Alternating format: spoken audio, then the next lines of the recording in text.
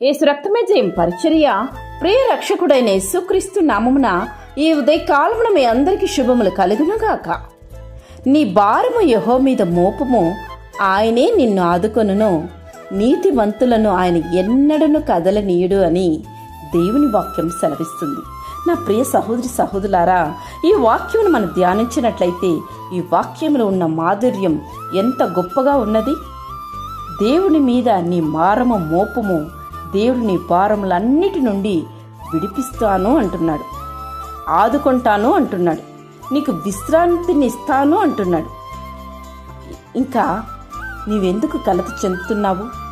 మనుషులపై నువ్వు ఆనుకున్నట్లయితే, మనుషుల వద్ద వెళ్ళి నీ భారాన్ని నీవు చెప్పినట్లయితే, వారి యొద్ద నుండి ఏదైనా నువ్వు ఆశించినట్లయితే వారు నిన్ను చులకనగా చూస్తారు.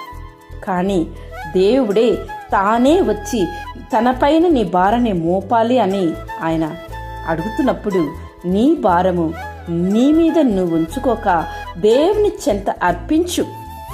నేడు నీవు అనారోగ్యముతో, ఆర్థిక బాధలు, శత్రువు నీ చుట్టుముట్టి ఉన్నారా? భారభరిత జీవితం జీవిస్తున్నావా? అయితే నేనే నీ భారమును దేవుని మీద మోపము, అనగా దేవుడు నీ భారములన్నింటి నుండి నీకు విడుదల దయచేయగలడని విశ్వాసం ఉంచుము.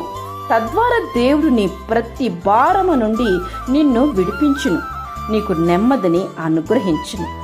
అలనాడు దావీదు కుమారుడైన అబ్షలోము తన స్నేహితుడైన అహీతోపెలు ఇద్దరు కలిసి దావీదు మీద తిరగబడి అతనిని మోసము చేసిన సందర్భంలో దావీదు తనను తాను బలపరచుకుంటూ ఈ మాట పలికాడు, నీ భారము యెహోవా మీద మోపము, ఆయనే నిన్ను ఆదుకొనును అని.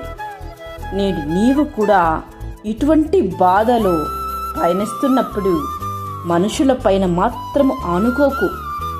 నీ భారాన్ని ఏ ఒక్క మనుషులు మోయలేరు.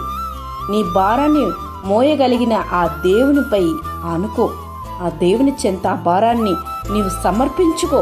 ప్రతి భారము నీ నుంచి శాశ్వతంగా తొలగింపబడును. ఆమేన్. యేసు రక్తమే జయం పరిచర్యలో మీ సహోదరి. God bless you.